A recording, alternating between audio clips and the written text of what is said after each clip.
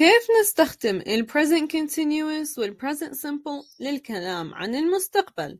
نستخدمهم إذا إحنا خططنا مسبقاً للحدث اللي راح يحصل بالمستقبل. ال present continuous يتكون من am, is أو are زائد verb ing. نستخدمه للتحدث عن المستقبل إذا كان هذا الشيء مخطط له مسبقاً.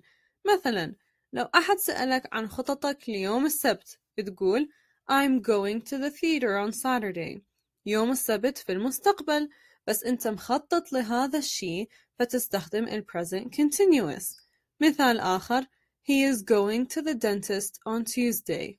ملاحظة: لا يجوز استخدام will حتى نتحدث عن شيء مخطط له مسبقا. مثلا Alex is getting married next month. هو مخطط أنه بعد شهر يكون زواجه، لذلك لا يجوز أنه نقول Alex will get married next month. يجوز أيضا استخدام ال present continuous إذا نتكلم عن حدث قبل أن يحدث بقليل. مثلا I finished my homework. I'm going to bed now. أكملت الواجب وسأذهب إلى الفراش الآن. يعني أنا أحضر للذهاب إلى النوم بعد قليل. أيضا نستخدم ال present simple اللي هو I do للتحدث عن شيء سوف يحصل بالمستقبل.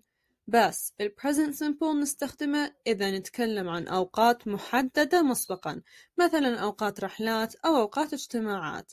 مثلا My train leaves at 11:30. Tomorrow is Wednesday. في هذه الجمل حددنا الوقت بالضبط مسبقا، لهذا استخدمنا ال present simple.